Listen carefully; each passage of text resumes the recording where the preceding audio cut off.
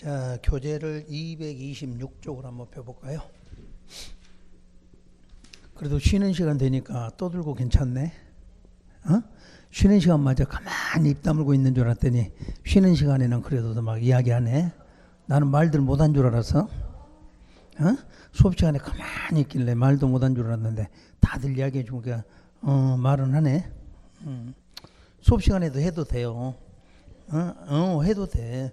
뭐 내가 이렇게 묻는 것도 있거든. 근데 뭐 대답을 꼭 원하는 건 아닌데도 하다 보면 이해되는 거 있거든. 그럼 대답하시면 돼. 그래서 이제 그게 자꾸 습관적으로 돼야 공부를 잘 하시는 거야. 여러분들 지금 뭐가 문제냐면 용어가 입에서 지금 안 나와 이게. 에? 무슨 말인지 용어가 잘 안 나오거든.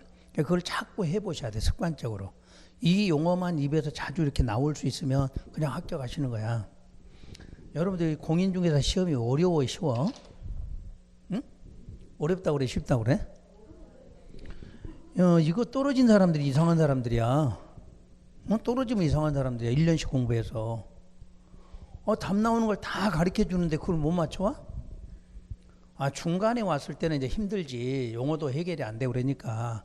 근데 최소 1월부터만 시작하면 모든 용어 다 해주잖아. 여러분 이렇게 생각하면 돼. 누구나 50점은 다 나와. 누구나. 수업만 듣고 가도 50점 나와. 그러면 여러분들이 10점만 올리면 돼. 10점만. 여러분이 할 거는 10점 올리는 거야. 학원에서 50점까지는 다 기본 해줘. 근데 해주는데 여러분이 노력 조금만 하면 돼. 자, 10점이니까 몇 개? 4개 더 맞는 생각만 하면 돼. 이러면 해봐. 하나 맞추고 하나 틀리고 하나 맞추고 하나 틀리고 2개 맞고 하나 틀리고 그러면 되잖아. 응? 그럼 합격하는 거라니까. 떨어지는 게 더 힘들어. 떨어지는 게. 절대평가 시험에서는 여러분 1년간 공부했잖아. 떨어지는 게 더 어려운 거예요. 근데 나머지 떨어졌다는 사람은 공부를 안 한 거지. 그거는 제대로 안 한 거지. 제대로 하신 분들은 듣기만 해도 합격해. 듣기만 해도 그냥 60점 다 맞고 나와. 근데 그걸 자꾸 뭔가를 애우려고 하니까 힘이 든 거지. 여러분 머리가 애워져 안 애워져? 우리 고3짜리만 되면 아무 말 안 해도 돼. 알아서 하고 들으면 막 쏙쏙 들어가겠지. 여러분 머리면 들으자마자 나가고 들으자마자 들어가. 언제 남아있을 새우도 없어. 왜 그래야 돼? 여러분 뇌가 이렇게 돼 있고 공부머리는 요만큼밖에 안 되잖아. 근데 여기다가 오늘 배운 게 다 들어가면 머리 터져 죽어. 터지지 말라고 금방 나갔다 쏙 들어가고 또 나왔다 쏙 들어 이러는 거지. 그러면 그걸 반복하면 어떻게 되나요? 여기 조금씩 커져 이제. 그래서 이 정도 되면 이제 60점 합격하는 거지. 어려운 거 아니야. 그러니까 처음에 들을 때는 당연한 거야. 근데 당연한 거를 계속 당연한 걸로 받아들이시면 안 되지. 한 4개월 정도는 그렇게 하는데 5개월 정도 넘어가면 그때부터 잡아놓을 줄 알아야 돼. 말이 딱 들어가면 한쪽 막아서 못 가게 딱 잡아야 돼. 그러려면 여러분들이 입으로 자꾸 용어들을 반복하셔야 돼. 그러니까 여러분이 할 거는 입으로 집에 가서 공부할 때도 새로운 용어들을 자꾸 반복적으로. 여러분 지금 계획 물으면 계획도 헷갈리잖아. 이름 대라면 계획 이름 되는 것도 어려워. 그런 용어들이 자연스럽게 빨리 나오도록 공부하시라는 얘기야. 그러면 여러분이 쉬워져 이게 갈수록. 그리고 이 법률 과목은 여러분 점수가 안 나올 수가 없어. 법률 과목은. 왜냐면 바꾸는 게 아니거든. 법률에 있는 지문을 갖고 약간 응용하니까 설명 들으면 다 풀어낼 수 있어야 돼. 근데 암기로는 절대 해결이 안 돼. 그럼 예를 들어 오늘 조문 하나를 정확하게 알았다고 가정해봐. 그러면 오늘 알았으면 시험 때까지 다 아는 거예요. 공부 안 해도. 근데 그거를 그냥 대충 이런 거지 하고 그냥 정확하게 안 하고 넘어가니까 오늘 또 같고 내일 또 같고 이런 거지. 딱딱 정확하게 한 번만 제대로 하시면 분량이 많아지지가 않아. 어차피 여러분들이 이 많은 분량 중에서 시험에 관련된 거는 여러분 책의 3분의 1 정도밖에 안 돼. 실제 시험은 관련된 부분은.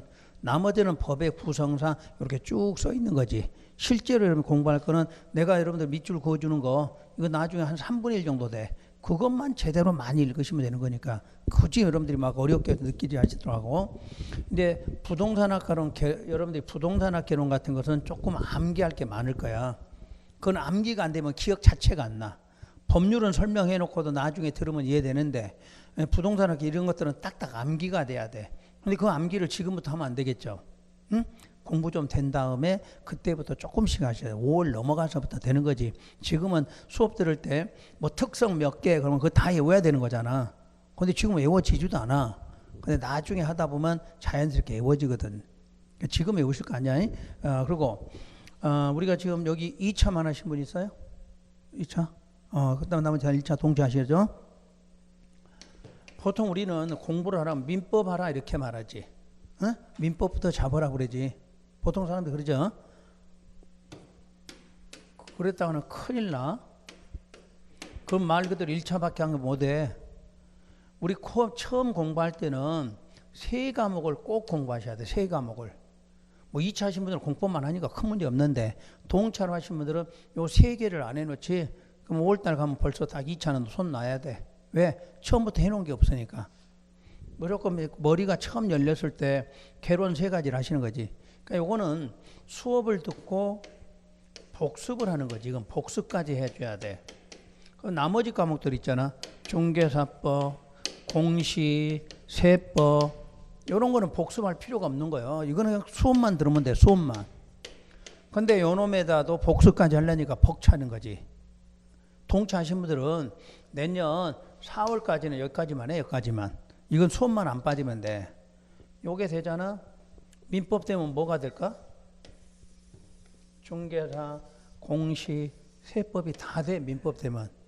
공법하면 중개사법 대, 공시 대, 세법 다 되는 거네. 그러니까 이 뒤에 거 쓸데없는 걸 하지 말라는 얘기지. 여러분들 이것까지 같이 복습하고 이러려니까 시간이 부족하다 이렇게 말하는 거야. 근데 공부하는 요령을 몰라서 그러지. 그 다음에 이제 개론은 말 그대로 개론 하나 이건. 그러니까 이거는 처음부터 그냥 수업만 잘 들어가면 돼. 그 다음에 이제 공법 배우면 뭐 나와? 올해 5문제. 공법에서 5문제가 나와. 근데 이제 5개는 올해가 제일 많이 나왔고 보통 3개 정도가 나오는데 공법이 개론에 나올 때는 아주 쉬운 게 나와. 기초적인 용어만 나와. 용어만. 그러니까 공법만 해놔도 여러분들이 실제적으로 개론 나머지 중개 다 연결돼 있어. 이 공부 자체가. 그러니까 여러분 이거는 안 해놔도 수업만 안 빠지고 듣고 있으면 나중에 5월부터 이제 하나씩 해나가시면 돼. 그러니까 목표를 여기다가 내년 4월까지는 여기다가 딱 목표를 잡고 여기를 어느 정도 체계를 잡겠다 이렇게 보시면 돼. 말 그대로 4월까지 모의고사로 50점대 나올 수 있으면 끝나는 거야. 여러분 뭐 10월 달에 가서 합격하는 거 아니고 여러분 내가 딱 5월 달 정도 되면 여러분 합격 안 할지 내가 다 알아. 응? 그때 물어봐 내한테. 왜냐 뭐 10월까지 갈 필요도 없는 거야. 우리 공부는 4개월 내년 4월까지 하는 기초 과정이 있어. 거기 공부만 해도 시험장 가서 60점은 아무 상관이 없어. 여러분 그때 이제 표정 보면 알아 내가. 그때 표정 보면 지금 표정이야 뭐 상관없는데 그때 4월쯤 가서 표정에 강의할 때 표정이 딱 밝아지면 그냥 다 합격하는 거야. 그래서 자꾸 웃는 연습하라고 하는 거야. 수업 시간에 인상 쓰지 말고. 자꾸 웃는 연습한다는 게 공부가 돼가고 있는 거거든. 응? 조금 용어가 되잖아. 그럼 여러분도 모르게 이렇게 웃음이 돼. 웃음기가 돼요. 얼굴이 밝아져. 그래서 그놈 보고 알아. 아, 이 사람은 지금 얼굴이 환해졌어. 그러면 되고 있는 거야. 근데 4월달, 5월달 됐는데도 까막눈이야. 저게 도대체 무슨 이러면 이제 그때부터 심란해. 어차피 그 사람은 마지막 가서 열심히 해도 안 돼. 마지막은 높은 수준으로 공부하거든. 네? 높은 수준 해갖고 합격하신 분 없어. 가장 기초해야 합격하거든. 그러니까 여러분들은 내가 항상 이야기할 때 공인중개사는 처음에 시작해서 6개월만 잘 잡으면 돼.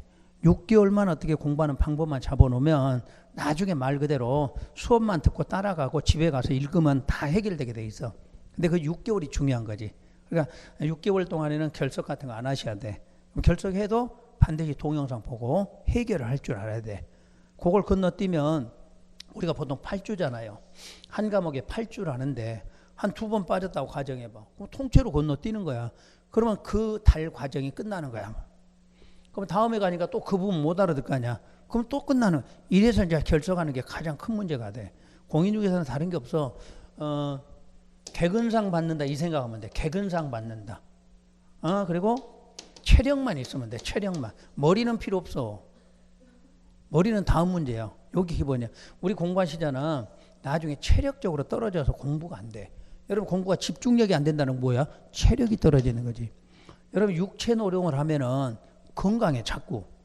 근데 공부만 하는 이게 머리만 쓰는 공부를 하다 보면 체력적으로 많이 소비가 돼.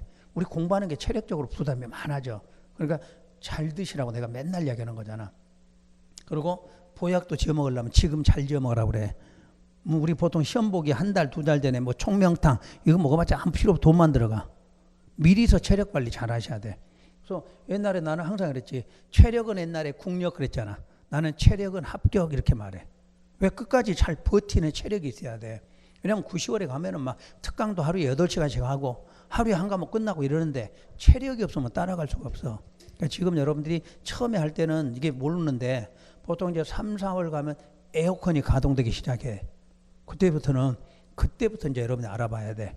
특히 여러분들은 에어컨이 돌아가는 순간부터 체력적으로 무지하게 떨어져. 체력 자체가. 응? 구조상으로 그렇게 돼 있어. 그러니까 여러분 그 전에 잘 먹어둬야 돼. 어? 학원 다닐 때는 점심 먹는 것도 그냥 대충 먹지 말고 제대로 챙겨 먹으셔야 돼. 그러니까 그런 것만 하시면 돼. 여러분이 할 거는 안 빠지고 나오고 체력 관리하면 돼. 공부하는 거야. 여기 나오면 다 배우게 돼 있으니까. 그래서 공부할 때 한 3, 4개월 공부하시다 보면 이제 궁금한 것도 생기고 그래. 그런 것만 해결해 가면 되지. 그렇게 하면은 여러분 60점은 큰 지장 없으니까. 그리고 다시 하면 민법만 하는 게 아니라 민법이 중요해. 이게 중요하지만 요놈만 한다고 합격하지는 않는다는 이야기야. 근데 내가 요즘에 강의 다니다 보니까 학원에서 이런 이야기를 자꾸 해. 상담하면서 민법만 하세요 그래. 처음에 가면. 그럼 공부하는데 처음 모르니까 민법만 하는 거야. 다른 건 안 하고. 그러고 3월달 가니까 민법은 좀 된 것 같아. 나머지가 아무것도 안 되잖아. 그러니까 그때부터 못 따라가는 거야. 그러니까 그건 잘못된 이야기야. 3과목 중에 이게 중요해. 그러니까 만약에 똑같이 1시간씩 공부한다 그러면 요거는 2시간 하고 요건 1시간씩 이렇게 하라는 얘기지. 저것만 하라 이러면 큰일 나. 그럼 합격 못 해.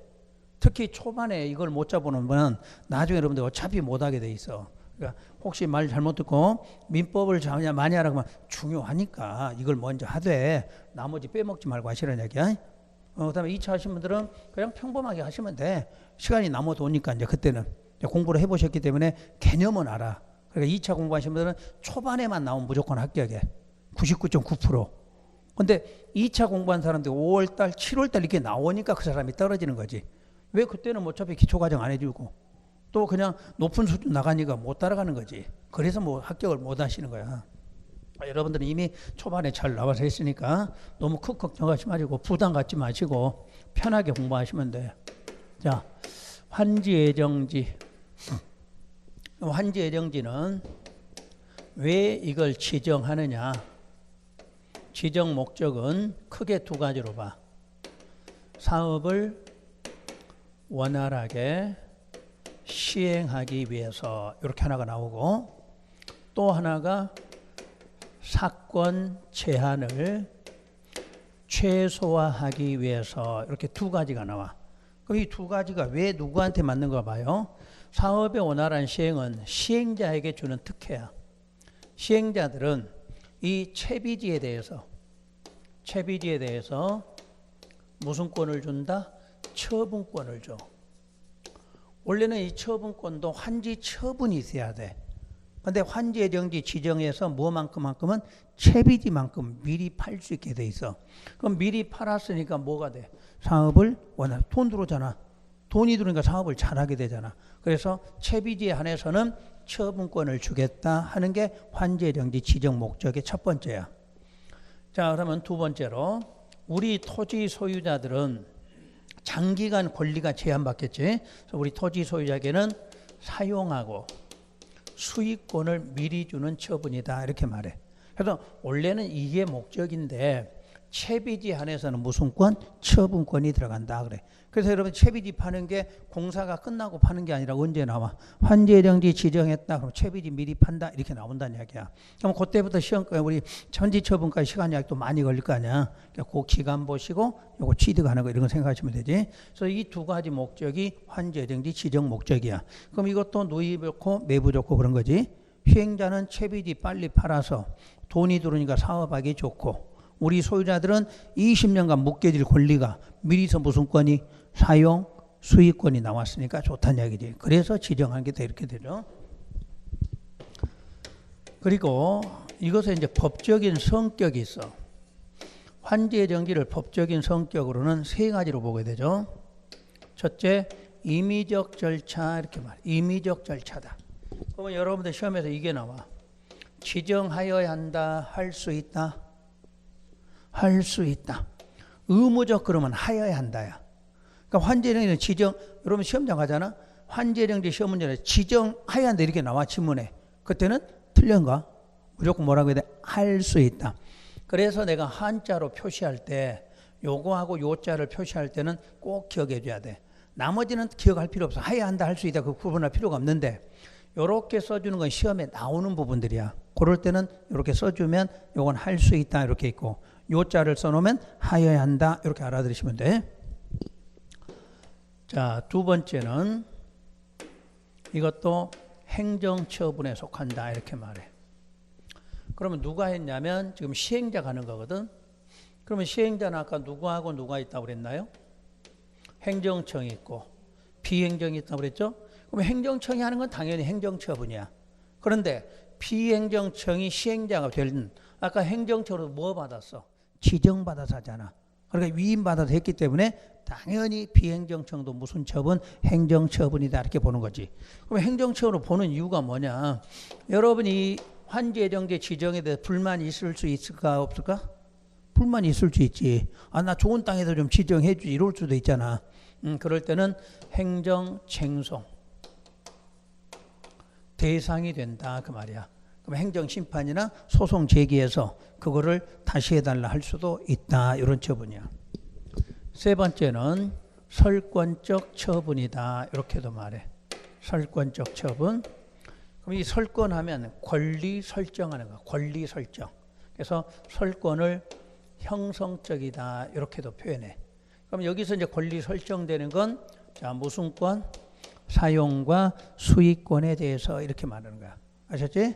그러니까 권리가 설정되는데 무슨 권이? 사용, 수익권. 그러니까 환지 예정지가 지정되면 여러분한테 지정했다. 그럼 거기 가서 바로 뭐 하면 돼? 사용, 수익하는 권리가 나온다 하는 것을 설권적이다 이렇게 말해. 그래서 이거는 시험에서는 나오는 것보다 우리 지문상에 이렇게 한두 개씩 지문이 나오니까 요 지정할 수 있다. 행정쟁송의 대상이다. 그다음에 항상 권리 나오면 무슨 권? 사용, 수익권 이렇게 나와야 돼. 지문에가. 세 번째가 환지 예정지 지정에 대한 효과. 오늘은 요 간단한 요거까지만 해드릴 거니까. 자, 효과는 모든 토지 소유자 등은 자, 한 사람도 아니고 모든 소유자 등은 이때 소유자의 뒤에 등은 여기서는 항상 임차권자를 말해. 소유자 뒤에 등 이렇게 나오면 임차권자를 말한다 이렇게 하시면 돼. 이런 사람들은 환지 예정지가 지정이 되면 항상 종전 토지에서 환지 예정지로 자 다시 무슨 권이 넘어가? 사용과 수익권이 이전한다 이렇게 된 거지. 그래서 무조건 환지 예정지 지정되면 종전 토지에서는 무조건 어디 쪽으로? 환지 예정지 지정받은 곳으로 사용하고 수익권이 넘어간다 이렇게 알고 계시면 돼. 그럼 이제 그까지는 아는데 시험에 낼 때는 요 두 가지를 물어봐. 환지 예정지 지정했을 때 종전 토지는 어떻게 되느냐? 환지 예정지는 어떻게 이렇게 묻거든. 그럼 종전 토지는 환지 예정지 지정과 동시에 사용 수익이 정지돼. 종전 토지는 사용 수익할 수가 없다는 얘기야. 무슨 권만 남아 있어? 처분권만. 그러니까 여러분이 원래 갖고 있는 땅에 환지 예정지 지정 그러면 그 순간부터 뭐가 없어져? 사용 수익권이 없어져. 무슨 권만? 처분권만 남아. 그러면 사용 수익 못 하는 걸 어디로 오면 돼? 여기 와서 한다 그 말이야. 거기서는 못 하는데 여기 와서 하라는 얘기야. 대신에 환지 예정지 지정받으면 처분해 못해? 못해. 이게 반대야. 그러니까 시험에서 물어봐. 환지 예정지 지정했을 때 종전 토지는 이렇게 물으면 어떻게 한다고? 사용 수익은 정지됐고 뭐만 남아있고 처분권만 남았고 반대로 환지 예정지 지정한 경우 그러면 사용 수익할 수는 있으나 뭐 할 수는 없다 처분할 수는 없다 이렇게 나오면 돼. 그리고 이때 모든 토지 소유자 등은 수인의 의무가 있다 이렇게 말해. 혼자만이 아니라 모든 사람에게 수인의 의무가 있다 그래. 저 숫자는 받을 숫자 참을인자야. 그러면 내 땅에 상대방의 권리가 넘어오는 거 방해 거절하지 마라. 그런 말을 뭐라 그래? 수인의 의무다 이렇게 말해. 그러면 그 그걸 한번 그림으로 이해를 해볼까요? 자, 환지 방식 사업을 여기가. 그런데 여기가 만약에 소유자가 10,000명 있어, 10,000명. 그 10,000명이니까 모든 소유자 지금 다 똑같은 원리인데 오늘 우리가 여기다 10,000명을 그려놓고 설명하면 될까 안 될까? 집에 못 가시겠지? 사람 10,000명 그리는 데만 시간 걸릴 거 아니야. 그래서 10,000명 있다 가정하고 3명을 대표적으로 생각해 보세요. 이렇게 3명이 땅을 갖고 있어 일단. 그런데 환지 예정지가 지정됐다 이렇게 지문이 딱 나와. 그러면 지정되면 A는 자기 땅에서 뭐가 정지돼? 사용 수익할 수가 없게 돼. 대신에 무슨 것만? 처분권만 남게 돼. 그럼 B도 자기 땅에 대해서 사용 수익이 정지되고 처분권만 갖고 돼. C도 마찬가지. 자기 땅에 대해서는 사용 수익이 정지가 되고 처분권만 갖게 돼. 그러니까 10,000명이 이렇게 똑같이 된다는 얘기야. 그래 놓고 이제 사용 수익 못 하는 거를 A의 환지 예정지를 여기다 지정했다. 그러면 지금 무슨 권이 넘어와? 사용과 수익권이 이렇게 넘어오는 거지. 여기서는 못하지만 이쪽에 와서 사용 수익한다는 얘기야. 그러면 자 자기가 여기도 사용 수익하면서 여기도 사용 수익하면 돼 안 돼? 안 되잖아. 그러니까 한쪽이 정지되면 한쪽에 와서 쓰란 얘기야. 그러면 이때 B의 사용 수익권이 정지됐기 때문에 중복돼 안 돼? 안 되잖아. 중복이 안 되잖아. 이미 사용 수익은 다 정지를 시켜놨으니까. 그래서 모든 토지는 환지 예정지 동시에 모든 토지 종전에 있던 돈은 뭐가 없어져? 사용 수익권이 없어지는 거야. 그래야 넘어와도 중복되지가 않는다 그 말이지. 그러면 이때 B는 A의 사용 수익권이 내 땅으로 오는데 방해 거절할 수 있어 없어?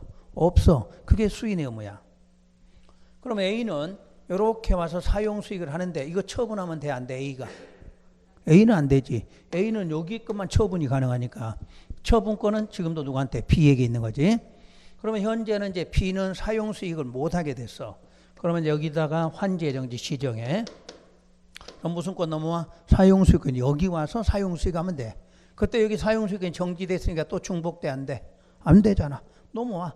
그래서 이렇게 모두 정지를 시켜놓고 옮겨주는 방식을 쓰는 거야. 그러면 여기 왔어. 이제 그럼 B가 여기 와서 사용 수익을 하는데 처분하면 돼 안 돼? 안 되겠지. 처분권 누구한테 있어? C한테 있잖아. 다시 B의 권리가 이렇게 오는데 C는 이거 방해하면 돼 안 돼? 안 돼. 무슨 의무? 수인의 의무. 다시 C에게 환지 예정지를 이렇게 지정했어. 그러면 사용 수익권이 어디로? 이렇게 또 넘어오겠지?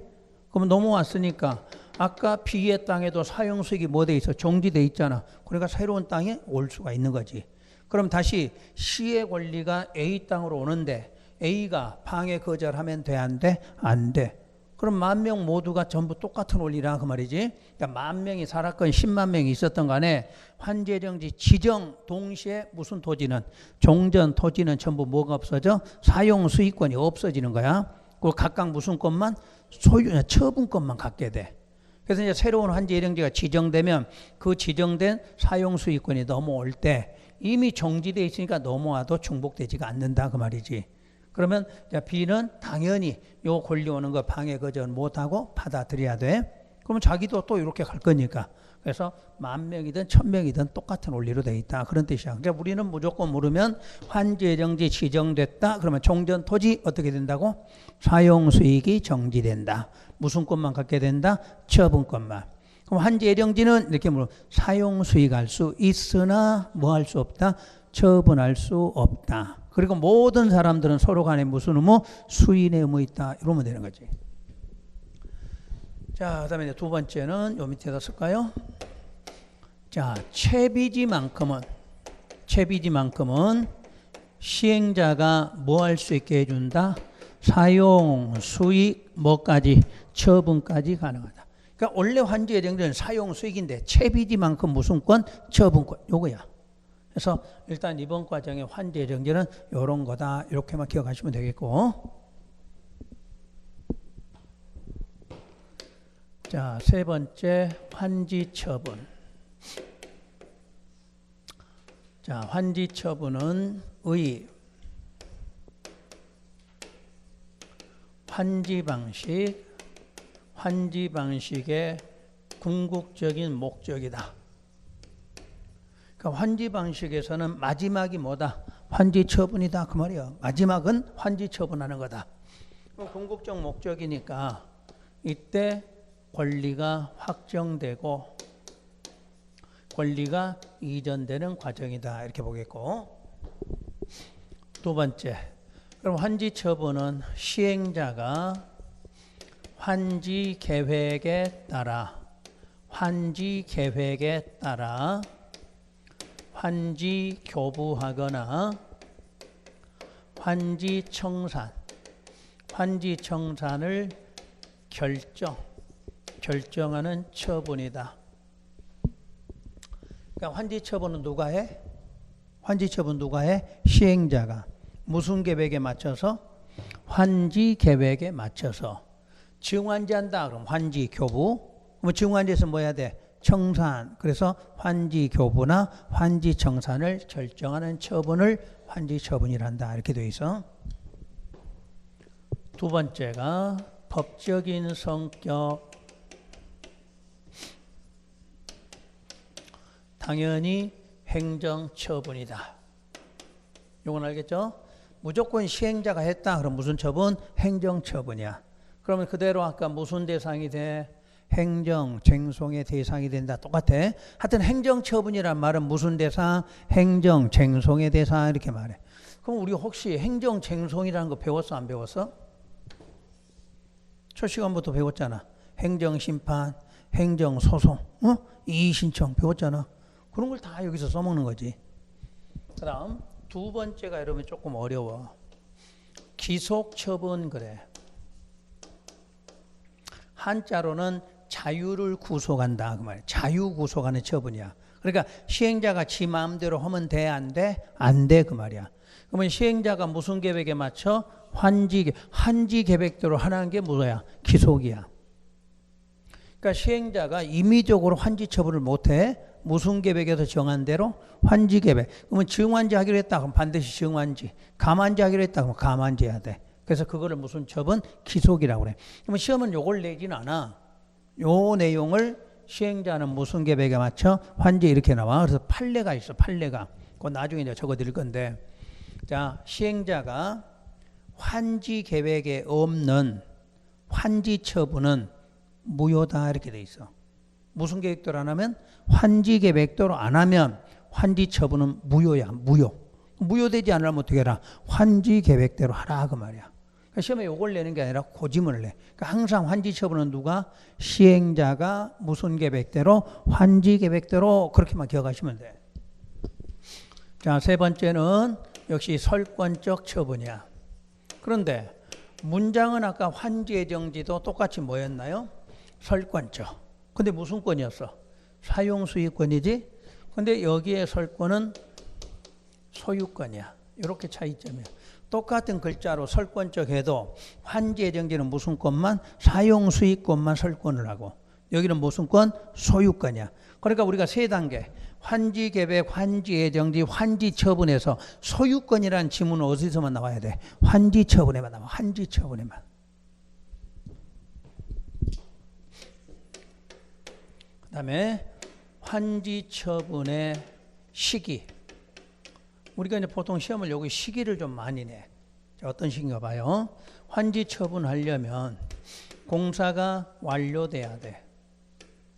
그럼 완료되면 공사 완료했다고 공고를 해. 그리고 준공검사를 받아. 그래서 준공검사 받고 60일 안에 환지 처분하라. 이렇게 순서. 아마 우리 시험에서 요 순서 낸 게 2, 3년 전부터는 계속 많았어. 요 근래 요게 안 나온 것 뿐이지 그전에는 요 시험 문제가 굉장히 많아. 자, 공사 완료 누가 해요? 시행자가. 공사 완료 공고도 시행자가 해. 그런데 준공검사를 지정권자가 한다 이렇게 놨어. 그리고 환지처분도 시행자가 이렇게 말해. 그럼 왜 이걸 자꾸 시험에 냈느냐? 분명히 뭐가 좀 있으니까 냈겠죠. 요 두 개가 일반 사업과 순서가 서로 바뀌어 있잖아. 보통 사업은 완료되면 뭐부터 받았어? 검사 먼저 받고 공고 나중에 했잖아. 그 시험 문제를 여러분들이 절차 모르면 이런 시험 문제 풀 수가 없는 거야. 왜 내느냐 그러면 요건 순서가 바뀌어 있어. 다른 거는 공사 완료 그럼 뭐 했어? 준공검사 받고 공고했잖아. 이건 순서가 바뀌어 있잖아. 그러니까 시험이 되는 거야. 그리고 검사 받고 며칠? 60일. 좀 이따 절차 금방 또 나와. 그러니까 여러분들이 항상 절차라는 것은 알아놔야 되고 순서는 외워야 돼. 공사 순서만큼은 외워야 돼. 그래야 모든 문제를 쉽게 풀어내. 그거는 어차피 그거는 책이 없는 거잖아. 순서 나온 거는 순서 알려준 건 그런 거를 좀 외우셔야 돼. 지금은 아니요. 지금은 외워지지 않겠지만 계속 반복적으로 하다 보면 순서 자동으로 외워져. 다시 해봐. 일반적인 사업은 공사가 완료되면 뭐부터 받았어? 준공검사 받고 공고 나중에 한 거야. 무슨 방식만? 환지 방식만 요게 바뀌어 있어. 그래서 마지막 소유권이 여기서 나오기 때문에 저 순서가 바뀐다. 이런 개념이야. 환지 처분의 효과, 권리 확정. 그럼 다시 한번 여기서 이제 내는 거 요거예요. 그럼 확정된다는데 그 시기를 물어봐. 시기를. 시기는 두 가지 단어로 해결하시면 돼. 소멸이 나왔느냐, 취득이나 이전이라고 나왔느냐. 요게 따라서 날짜가 달라져. 자, 소멸이 됐다 이렇게 나오면 환지 처분 공고일이야. 취득과 이전은 공고일의 다음 날이야. 그래서 환지 처분은 여러분 요것만 갖고도 답을 찾아낼 수 있어. 공고일과 공고일의 다음 날이다 이렇게 말해. 그럼 여러분들 이제 생각해 봐요. 전답 임야가 있었고 요게 대지로 바뀌어 지금. 그럼 이렇게 바뀌는데 여기에 있던 소유권은 언제 소멸이 돼? 여기에 소유권은 환지처분 공고가 되면 여기 소유권이 소멸이 돼야 돼. 그래서 다음 날이 되면 이쪽으로 옮겨와야 돼. 그래서 이전은 공고일 다음 날이야. 새로운 땅에 소유권 취득했다. 공고일이 뭔 날? 다음 날이야. 그럼 항상 없어지는 게 먼저겠지? 없어지는 게 먼저야지. 그래야 새로운 걸 받게 되지. 그러니까 시험장 가서도 마찬가지. 소멸 그럼 언제? 공고일로 찾아야 돼. 공고일. 그 다음에 취득했다. 이전했다는 지문이 보이면 공고일의 다음 날이야. 요놈만 구분해도 환지 처분은 그냥 답 찾아낼 수 있어. 그러니까 마지막 권리가 확정되더라도 없어지는 권리인지 새로 취득하는 권리 이걸 알아야 돼. 그래서 소멸자가 보이면 무조건 공고일, 취득 이전하면 다음 날. 상식으로 해봐. 요게 먼저 없어져야 새로 받을 거 아니야. 그러니까 여기에 대한 소유권이 소멸 그렇게 나왔으면 어떻게 나와? 공고일에 이렇게 나와. 그러면 새로운 땅에 대해서 취득 이렇게 나오지. 공고일 다음 날 이렇게 나와. 오늘은 여기까지만 공부하시면 돼요. 여기까지만. 그래서 책에는 여러분 책으로는 내가 이제 안 읽어 드릴 거야. 어차피 뭐 책 오늘 집에 가서 보실 거 아니니까 오늘 들은 걸로 그냥 만족하시면 돼. 들은 걸로. 집에 가서 굳이 읽으실 필요 없고 나중에 1월 달에 가서 설명하고 이제 그 책에다 정리를 해 드릴 거야. 오늘은 다 설명을 안 했어. 건너뛰다 보니까 여러분이 어차피 밑줄 그어 가도 실제로는 의미가 없어. 1월 달에 가서 환지 방식 다시 한번 정확하게 설명하면서 여러분 책에다 밑줄 그을 테니까 그렇게 정리하시고. 그래서 이제 오늘은 어디로 넘어가냐면 자 253쪽으로 넘어가 봐요.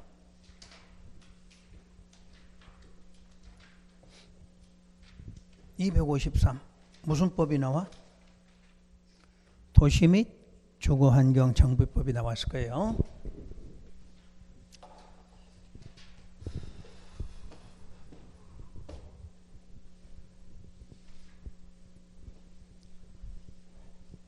바로 이제 절차를 또 한 번 오늘 반복할 거예요. 절차를.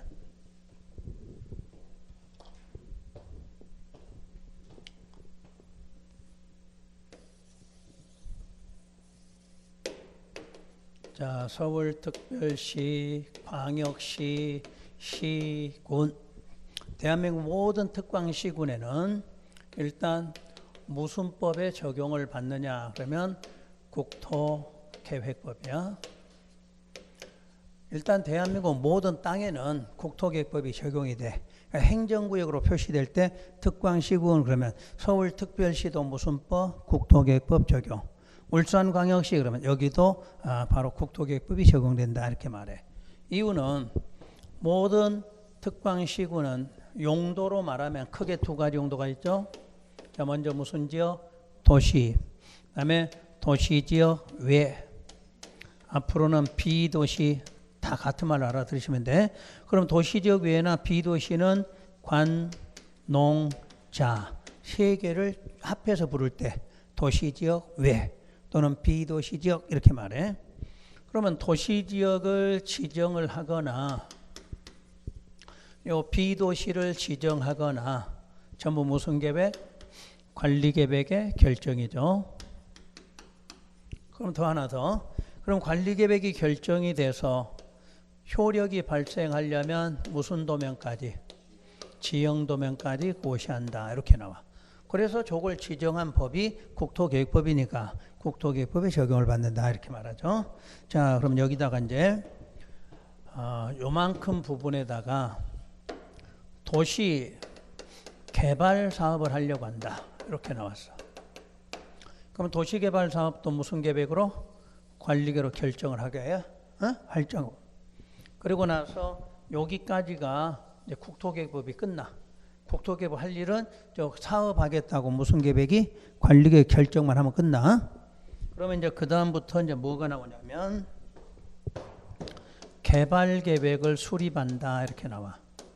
개발계획 수립 고시. 지정권자가. 그러니까 이걸 지난주에 배운 거 이거. 그러니까 지난주에 배운 걸 지금 다시 한번 써보는 거예요. 다시 도시 개발구역 지정고시한다. 지정권자가. 그러면 여기가 사업 이름이 개발사업이야. 그럼 계획도 무슨 계획이야? 개발계획. 구역도 무슨 구역? 개발구역이야. 그럼 한번 이해되는가 봐요. 정비사업 하려고 그래. 정비사업. 그럼 무슨 계획이야? 그렇지. 정비계획. 구역은 정비구역이야. 그러니까 순서는 똑같은데 이름만 바꿔주면 돼. 이름만. 그래서 우리가 첫 시간에 절차 한 번만 외워라. 그럼 모든 법은 다 해결이 된다 그랬어. 똑같아 내용은. 그 대신에 시설사업은 바로 실시계획 여기서 만들면 되지만 개발사업 하면은 개발계획. 그 다음에 개발구역 여기까지 지정이 돼야 돼. 그럼 이제 요거 지정한 목적이 뭐였냐면 요게 지정이 되면 무슨 지역이 되나요? 도시지역. 또 지구단위 계획구역으로 요놈으로 결정고시 된 것으로 본다 이렇게 나오죠. 사업할 수 있는 준비가 끝난 거지. 다시 뭐냐면 도시지역 외 쪽에도 요놈만 지정되면 뭐로 된다? 도시적으로 봐. 도시적으로. 그럼 도시라고 해서 개발하려면 무슨 구역 또 지정해야 돼? 지구단위 계획구역이 지정이 돼야 돼. 그러니까 도시개발구역 지정 하나로 요렇게 된다 이렇게 보는 거지. 결정고시가 된 거야. 그러면 이제 그때부터 사업하기 위해서 무슨 계획? 실시계획 작성. 시행자가 작성하면 인가고시. 지정권자가. 자, 이때 실시계획 인가가 되면 무슨 권리 받게 돼? 공사 착공 권리 받게 돼. 맞죠? 항상 사업에 대한 인가 받으면 공사 착공 권리 받아. 착공 권리 받았으니까 공사 착공. 그런데 이제 이때 환지 방식으로 해봐. 환지 방식. 그러면 착공이 되면 무슨 계획 작성하느냐? 환지 계획. 환지 계획을 작성하고. 자, 공사 끝났다 이렇게 나와. 그런 거 이제 빼고 할게요. 마지막 무슨 처분하냐면 환지 처분 이렇게 나와. 요게 이제 지난번에 배웠던 도시개발 사업이거든. 그럼 오늘은 도시정비법을 하는데 자, 원래 이름은 도시나 주거 환경을 정비하는 법이다. 이렇게 돼 있어. 원래 법은. 그러니까 순서가 도시환경 정비사업. 또 하나 주거환경 정비사업이다. 이렇게 말해. 그런데 앞에 걸 따서 도시 정비법이라 하자 이렇게 된 거지. 그럼 도시정비법이 적용이 되는 부분은 이제는 무슨 구역이 되냐면 정비구역이 돼. 정비구역 안에서만 도시정비법이 적용한다 이렇게 나와. 그럼 이때 정비구역은 어디를 대상으로 하느냐 그러면 도시지역 안에서만 지정이 돼. 우리가 저 도시개발구역은 어디서 지정되면 도시나 비도시 다 된다고 그랬어. 근데 정비구역은 도시지역 안에서만 지정해야 돼. 그러면 정비구역 안에서 정비사업을 한다 이렇게 나오겠죠. 바로 이 정비사업이 우리 방금 끝났던 환지 방식과 유사해. 그래서 여러분들이 환지 방식을 신경을 쓰는 이유가 환지 방식을 알아야 정비사업을 쉽게 할 수가 있어. 그래서 환지 방식을 미리 배우신 거지. 그럼 이때 정비사업에는 종류가 몇 가지 있냐면 주거환경 개선사업이 있고 재개발사업 그리고 재건축사업 이렇게 세 개예요. 그런데 정비법은 수시로 이게 법이 바뀌어. 원래는 사업 이름이 4년 전까지는 6개였어. 사업 이름이. 근데 그게 중복되다 보니까 하다 보니까 지금 몇 개로 3개로 조정이 된 거지. 그런데 또 필요하면 또 이게 쪼개져 또. 그러니까 옛날부터 가장 법이 많이 바뀐 게 도시정비법이야. 이건 우리 주변에 있는 거잖아. 재개발, 재건축이. 그러니까 이게 수시로 법에 따라서 바뀌어져야 돼 있어. 그래서 일단 이게 정비법이다 이렇게 아시면 돼. 그럼 여기다 이제 비교를 하지. 자, 그러면 이 부분에다 이제 도시개발, 여기 도시지역 아니야. 여기다가 정비사업 한다 이렇게 나와. 그럼 정비사업 하려면 다시 무슨 계획으로? 관리를 결정하겠죠. 그럼 결정된 걸로 국토계획법이 할 일은 끝났어. 그럼 이제 도시정비법은 여러분이 이제 배우지 않는 게 나와. 기본 방침을 수립한다 이렇게 나와. 그리고 기본 계획을 수립 고시한다. 그리고 나서 이제 저기하고 똑같은 게 나와. 이제 계획이 정비 계획을 입안한다 이렇게 나오고 정비 구역을 지정 고시한다 이렇게 나와. 그럼 여기 한번 이제 비교해 볼게요. 우리가 시설 만드는 사업은 어디서부터 하면 되냐면 여기죠. 실시계획 여기서부터 하는 게 이제 시설 사업이야. 근데 도시개발 사업은 거기다가 뭐가 들어가? 2개가 들어가는 거야. 2개가. 그러면 정비사업은 자 개발계획이 정비계획 바뀌었고 도시개발구역이 정비구역으로 바뀐 거죠. 그럼 위에 2개가 뭐야? 요거 2개가 더 있으면 정비사업이야. 그러니까 가장 복잡한 거지. 다시 해봐. 시설사업이 있고 시설사업을 기본으로 해서 2가지 절차가 늘어나면 무슨 사업? 도시개발사업. 거기다가 2개가 더 늘어나면 무슨 사업? 정비사업이야. 아시겠지? 그러니까 우리가 이제 시설 만드는 사업을 하잖아. 그럼 무슨 계획 작성? 실시계획. 바로 여기는 계획 작성해서 사업하라 이렇게 나오잖아. 그럼 도시개발 사업은 요거 하기 전에 앞에가 뭐 있어? 개발계획, 개발구역이잖아. 그러면 지금 정비사업은 그 개발계획을 뭘로 바꿔? 정비계획. 개발구역을 정비구역 바꾸면 되잖아. 근데 그 앞에가 뭐가 더 들어가 있어? 기본방침, 기본계획, 수립 요 2개가 더 있다는 얘기야. 그럼 올해도 시험에 또 뭐가 나왔어? 기본계획. 저기하고 여기 같은 거는 잘 안 내. 한쪽으로 내면 되니까. 그러니까 개발일 때는 개발계획, 개발구역이야. 정비사업일 때는 정비계획, 정비구역이야. 그럼 거기다 2개만 더 있는 게 뭐다? 기본방침, 기본계획. 그렇게만 하면 절차가 한꺼번에 다 이루어지는 거야. 그래서 가장 기본 절차부터 암기가 되면 2개 늘어났다. 개발사업. 거기다 2개 늘어났다. 정비사업. 이렇게 얘기를 하면 돼. 그러니까 그걸 앞으로 1월 달에 가서 그런 방식으로 공부를 하시라는 얘기야. 그러면 여기서 이제 마지막에 정비구역 지정고시가 됐어.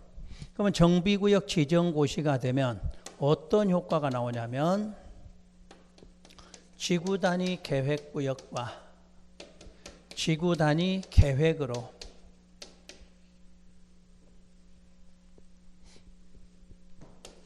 결정 고시된 것으로 본다. 이렇게 돼 있어. 그러면 차이 있죠. 도시개발구역이 지정됐을 때는 뭐하고 뭐 됐죠? 도시하고 지구단위 계획구역이야.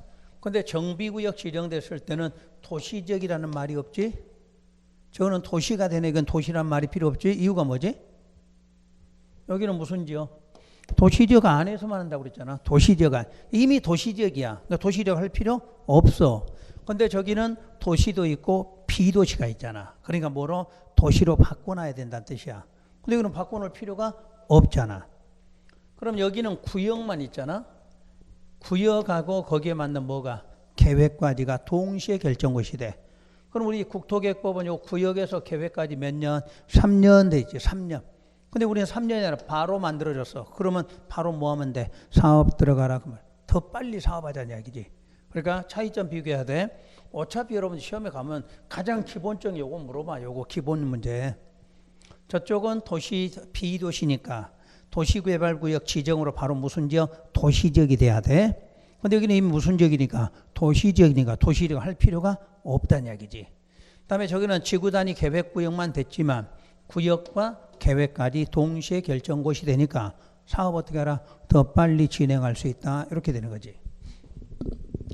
그럼 이제 여기까지 실행되면 저기와 똑같은 사업 시행계획 이렇게 나와. 시행자가. 그럼 요거 빼고 읽으면 돼. 실시 대신에 바꾸면 뭐예요? 시행. 이름만 바꿔줘. 실시하고 시행. 뜻은 같은데 앞에 법들은 실시계획이라고 여기는 시행계획이라고. 이거 차이밖에 없어. 그러면 시행계획이 작성되면 똑같이 뭐 받고? 인가고시. 그럼 인가 받으면 무슨 권리 받아? 공사 착공. 저기 인가나 여기 인가나 똑같은 거야. 그럼 착공 권리 받아서. 그러면 착공하면 되는데 이 법에는 뭐가 들어가? 분양이라는 단어가 들어가. 여기서. 공사부터 하는 게 아니라 분양하라 이거부터 나오는 거지. 여러분 재개발 재건축 분양 뭐 하죠? 아파트 주는 거잖아. 아파트 주는 걸 뭐라 그래? 분양한다고 그러잖아. 그래서 분양하기 위해서 통지하고 공고해야 되고 신청하라고 나와. 그러니까 분양 따르면 돼. 그러면 이제 이거는 시행자가 우리 소유자들한테 자 분양 신청 기간은 몇 월 며칠부터 몇 월 며칠이다 하는 것을 통지하면 돼. 그리고 공고 그러면 신문에다가 여러분이 분양 광고 어디에 나와? 신문에 나오죠? 이거야.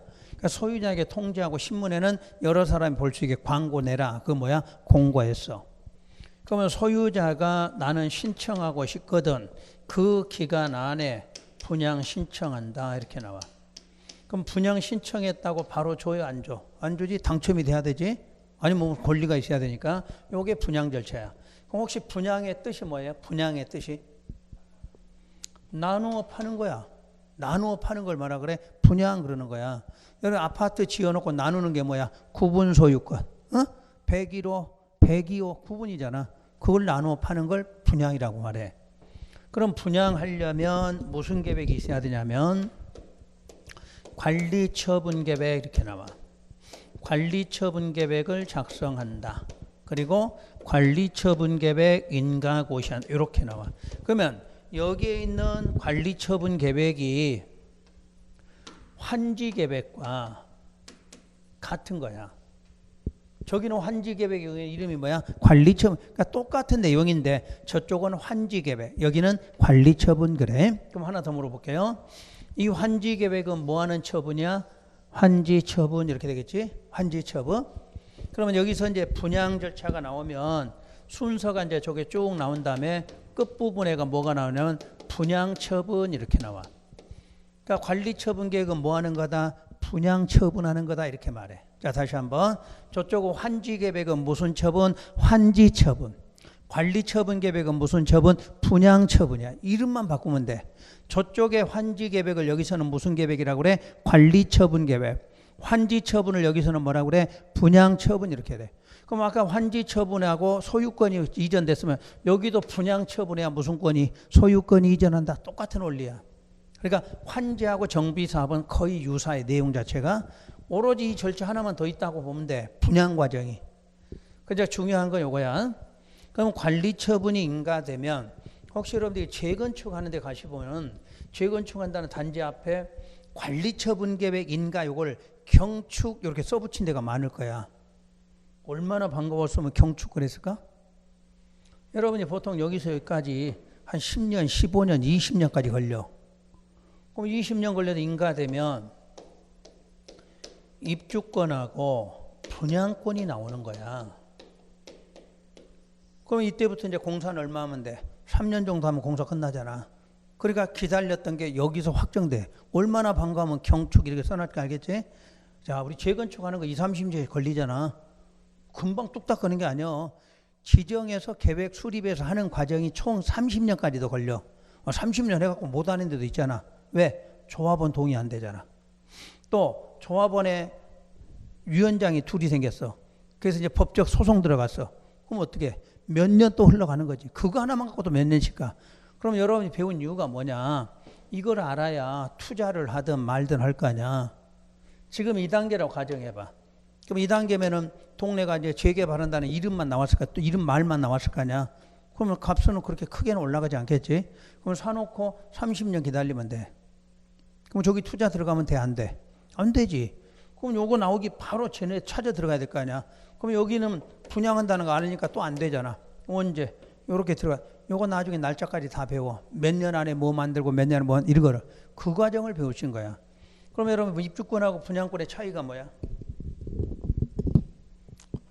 이건 주택으로 봐. 주택으로. 분양권은 주택이 아니고. 그래서 여러분들 1세대 1주택 이럴 때 자 1주택자가 입주권 받았어. 그럼 몇 주택자? 바로 2주택자야. 그래서 세법에서 양도세 면제 받을 언제까지 처분 이런 걸 배워야 돼. 이건 항상 주택으로 보는 거야. 이건 주택 아니야. 왜냐? 당첨된 거잖아.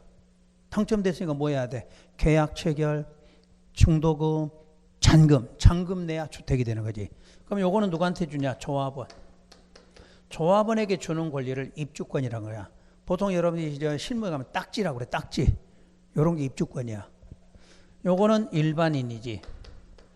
쉽게 말하면 조합원 외자지. 조합원 외의자. 그래서 여러분 재개발 재건축 일반 분양 해 안 해? 일반 분양 하잖아. 이게야. 일반 분양은 뭐 갖고 당첨됐어? 통장 갖고 당첨이 된 거야. 그걸 분양권이라고 그래. 조합원한테는 입주권이라. 말 그대로 입주하는 권리야. 입주하는 권리. 그러니까 뭘로 봐? 주택으로. 요건 당첨만 된 거지. 그러니까 바로 주택이 아니고 조합원 외의자에게 일반 분양된 거다. 이렇게 하셔야 돼. 그래서 이런 과정을 배우는 거는 정비법이야. 훨씬 좀 복잡하지? 앞에 거보다. 우리가 실제로 신도시는 우리가 만드는 경우가 거의 없어. 그러니까 우리하고는 큰 의미 자체가 없는데 우리가 실제로 여러분이 써먹는 거는 무슨 법이야? 요거잖아. 실제 써먹는 법은. 실무가 써먹는 건 이거예요. 그러니까 어렵지만 그래도 이걸 잘 해놓으셔야 돼. 그러니까 나중에 이제 수업할 때는 시험에 나오는 거하고 전체 다 해드려. 막바지 가면 시험에 나올 것만 또 추측을 하고 그런 식으로 하니까 일단은 이런 절차가 있다 이렇게 알고 계시면 돼. 그럼 이제 시행 절차만큼은 이해되신 것 같아? 맨 처음에 무슨 사업을? 시설 사업이 기본 절차가 딱 나오잖아. 그럼 그 기본 절차에다가 개발 사업 그러면 두 개 뭐가 들어가? 개발 계획, 개발 구역 지정 요게 들어가. 그럼 정비 사업은 그거 이름을 개발을 뭘로 바꿔? 정비로 바꿔. 또 개발 구역을 정비 구역으로 바꾸면 되잖아. 그러니까 이거 여기가 개발 사업 이름도 개발 계획, 개발 구역이지. 자, 정비 사업 이렇게 나오잖아. 그럼 무슨 계획? 정비 계획, 정비 구역이지.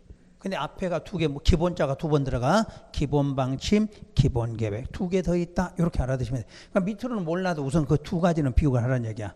그리고 나중에 정비법은 특히 이런 거는 실무에 써먹어야 되니까 이런 거를 배우는 과정이 도시정비법 이렇게 알고 계시면 돼. 그래서 오늘은 이 절차까지 설명을 해드렸어. 다음 주에는 도시정비법 내용은 많이 안 들어가. 내용은 우리 용어 몇 개 설명하고 건축법에 가서 가장 기본적인 건축법 용어로 바로 들어갈 거니까 그렇게 하시고 뭐 복수 배우라 예수 배우란 건 아니지. 내가 진도 나간다고 알려준 거지. 여러분이 하실 건 없어. 그러면 이것도 마찬가지. 자, 사진 같은 거 하나 딱 찍어서 집에 가서 한번 절차만 한번 비교해봐. 애우지는 못하도 요럴 때는 여기는 뭐다. 요거 나올 때는 뭐다. 이렇게 한번 비교만 해보시란 얘기야. 아직 애울 단계는 아니야. 애울 순서도 아니고. 그러니까 그냥 비교 정도는 할 수 있잖아. 요렇게 되고 그 정도만 해도 여러분들 나중에 공부하기 쉬워져. 훨씬 쉬워지니까 우리 법은 하나의 원리만 알면 나머지 법은 다 똑같은 과정으로 구성이 된 거지. 그러니까 그래서 국토개혁 하나만 제대로 할 수 있으면 나머지 법은 쉽게 할 수 있다. 이렇게 된 거니까 그렇게 정리하시도록 하고. 자, 오늘 수업 여기서 마칩니다. 자, 수고 많으셨습니다.